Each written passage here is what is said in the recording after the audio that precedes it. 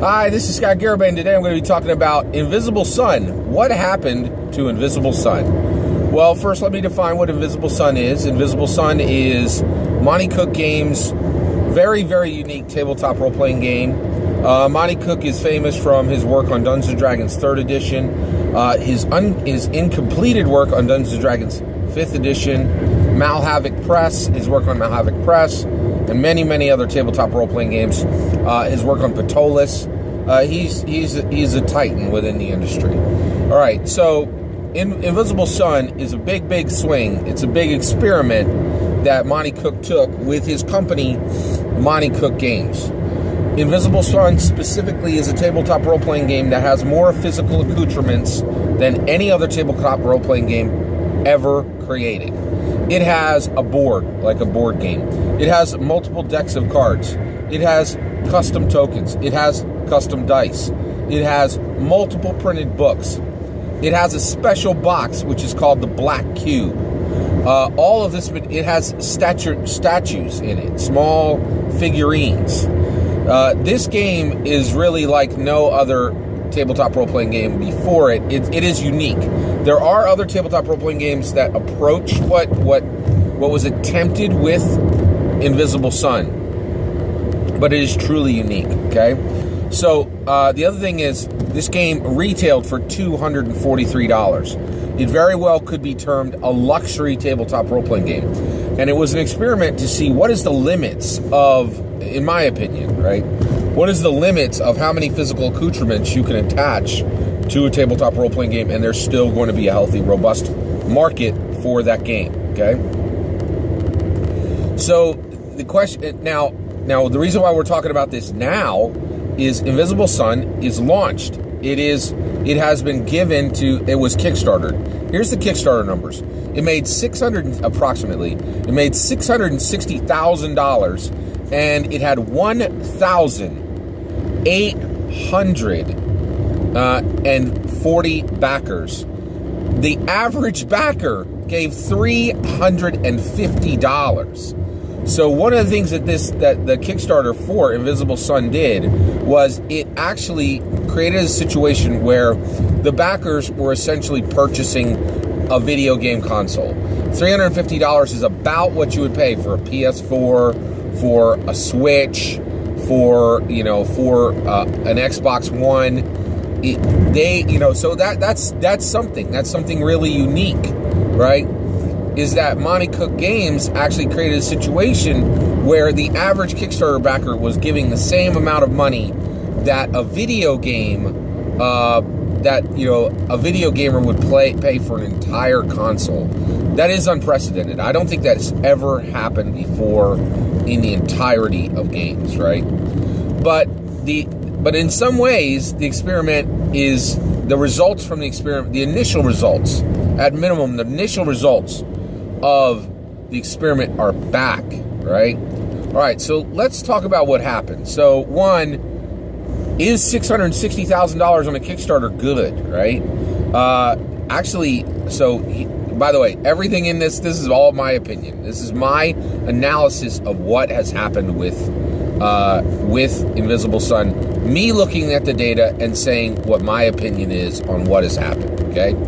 So, my take, no, that's not good. And the reason why is, one, there have been several Kickstarters that did traditional books that made more than Invisible Sun did, okay? And so $660,000 when you have to create the Black Cube, which is a game that has more physical accoutrements than any tabletop role-playing game ever produced. That's not a lot of money, because your costs, you're going to have a lot of work to do with the factory. You're going to have a lot of physical goods to create. The cost on each one of those Black Cubes is going to be tremendously high, right? Tremendously high. So the question then becomes, making between $500,000 and $750,000 on an incredibly time-intensive, difficult product, when other people made more money on Kickstarter with just, hey, here's a book, right? That's I don't think that's good. I think they were hoping for $2 or $3 million, right? And that would have not have been a ridiculous hope, because the streamings and strongholds already made that for Matt Colville, and that was incredibly less ambitious, right? Oh, I'm gonna stream a D&D game, and you're gonna get a splat book. Like, it still amazes me that Matt Colville got $2 million to stream a D&D game and make a splat book. That's just astounding to me. I'm like, okay, right, all right. So actually, I'm excited about that book. I think he's working hard on it, but in my opinion, that's, when you have a guy like Monty Cook creating a game that has more physical accoutrements to that pushes the boundaries of what a tabletop role-playing game is, and he makes $660,000, and Matt Colville says, I'm going to stream some D&D, and I'm going to do and I'm going to make a splat book. Like, come on, like, it's just that what's happening in the world, right? It seems uneven to me, right? All right, so I don't think the Kickstarter was actually successful. I think in order for Monty Cook Games to see their money back significantly, because they're only going to they might have gotten as low as 5 or 10% of that money, right? So if they came out of this making $60,000, that's not really worth the price of admission for them. That is not worth their struggle, right? Even if they kept half, $300,000 to make one of the most ambitious tabletop role-playing game products ever created, it's just not a lot of money. And the reason why is Monty Cook Games is a real brick and mortar. Like, they actually have a place where people go to work. They have multiple employees. This isn't a garage band, shop. It's just not, right? So, they got Sean K. Reynolds. They got Shauna Germain in there. They got, these are real people with real families. They got Monty Cook Games, and like, so, they got mouths to feed, right? Even if they kept half, $330,000, that's not a lot of money, right? It's just not, right? Especially when we're talking in tabletop role-playing games. All right, now, they got these all out to the backers. That's huge. That's an accomplishment, right? The other thing is, I really have a huge amount of respect for Monty Cook Games for attempting this. I don't, now that we're past the other side of this and we've seen what's happened with Invisible Sun, okay? Here's the other part. This is the biggest reason we're talking today, okay? Here we are. Invisible Sun was released 2 months ago, okay? We're actually at the beginning of October, and it came out in September, August, somewhere in August, right, I believe. And so we're we're between 1.5 and 3 months out from the release of this game, right? Well, there's a very harsh reality that we all need to address, and that is, we are now sitting less than 3 months away from the release of the product, and there are two harsh realities that have to be acknowledged. It is out of print. You cannot purchase this game from Monty Cook. It's 3 months from release. The game cannot be purchased on Monty Cook's site, right? So it is out of print 3 months after its release. And get this, it's October in America, okay? I'm making my Christmas list, right? I have expendable dollars. A buddy of mine who owns the Black Cube did an unboxing, and I was like, bet, I know it's out of print because I went to go buy one, right? And I cannot buy one, right? That is not good. People are making their Christmas lists in America, right? And that drives a ton of traffic in the US, an immense amount of traffic for any product. That has nothing to do with tabletop role-playing games. That has to do with every product that virtually on the planet, right? Like that you can bump your purchases of that product, if you have it available for Christmas time.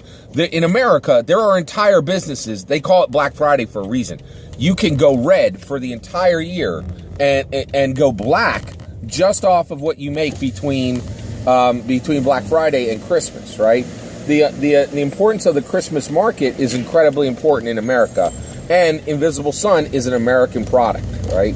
So the fact that it is not available for print, it is not available to be purchased from Monty Cook Games, that they have no additional stock of the game is a huge, huge problem. Here's another very harsh reality of Invisible Sun. It is not on shelves in any FLGS that I have ever seen, and to my knowledge, it was not shipped to any FLGSs, friendly local game shops, right? They just provisioned the people who got it on Kickstarter, right? Now, Kickstarter is a wonderful thing, but generally it's become, okay, here's a perfect example. Actually, Overlight. Now, I don't think Overlight was Kickstarter, but literally this past weekend, I played in Guilds of Ravnica, which is the Magic the Gathering pre-release. I've been extremely excited about the Overlight RPG. It came out on September 26th. I got on and I saw that it was available to purchase through Drive-Thru RPG, and I was like, oh man! But I immediately did not buy it there. If it had been $10 to be purchased, the PDF would be purchased right now, right? But it was like $25 for the PDF. I'm like, I don't really like that price.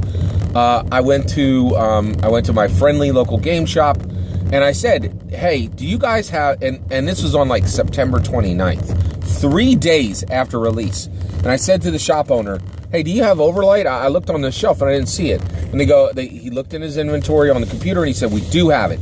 And he had to go and find it for me, right? And it wasn't hidden or anything. They just have a lot of stock. And I don't go to that shop a ton. I go to different FLGSs. And he said, here you go. And he put that book in my hands and I immediately bought it for cash for $50, right? So the power of having a game in an FLGS is powerful. It means this is a real product. This is a successful product, right? It's not the only measurement, but it is absolutely a measurement. It's important. It is important, right? So the fact that this game is no longer in print, has never been on an FLGS shelf. It is a Kickstarter that was far more ambitious than many Kickstarter, than several other Kickstarters who'd made more money with it with far less ambitious goals. I think the experiment of Invisible Sun was overall not a huge commercial success. Okay, now I do want to say this, right? Monty Cook is a personal hero in many ways. From a game design perspective, I just have incredible respect for him. And I think there is, a very unusual type of success that Invisible Sun very well may strike. And that is going to be, I think it could very well be a cult classic, right? So something that's highly respected by a small group of people, right? The other thing is, I very much believe that there's a distinct possibility that a year, 2 years, 3 years from now, the Black Cube could be $1,000, right? On the aftermarket. That doesn't help Monty Cook Games directly, but it lifts his name. It lifts his name, right? It adds to the mythos of what is Monty Cook within the tabletop role-playing game industries. So those are my thoughts on what's happened with the Invisible Sun game. I'm curious what you think of what do you think overall was Invisible Sun commercially successful? Was there did the game have a type of success that I'm not recognizing? But overall, I think the experiment was not successful. By the way, real quick, just at the end here, the only other company that's ever even attempted what Monty Cook has accomplished is, to my knowledge, is FFG, Fantasy Flight Games, made Warhammer Fantasy Roleplay Core Set in 2009. It was a $100 box. It had all the same things except a board. It had cards. It had custom tokens. It had like color printouts. It was a $100 luxury tabletop role-playing game. It was not a success. It was not even remotely a success. And the reason why I can tell you that is the case is, one, they went back and reprinted the game so it could be played through traditional books without any of the physical accoutrements. And in addition to that, just last year in 2017, Games Workshop yanked that license from Fantasy Flight Games and kicked it over to Cubicle 7. So I think the reality is just, I'm incredibly glad that we actually got to see Invisible Sun, but I think we have to recognize the market does not want physical accoutrements attached to tabletop role-playing games. It looks like that's what the community is saying, the TRPG community is saying. That's my take. Let me know your take below in the comments. Thank you. And please consider liking and subscribing. Thank you very much.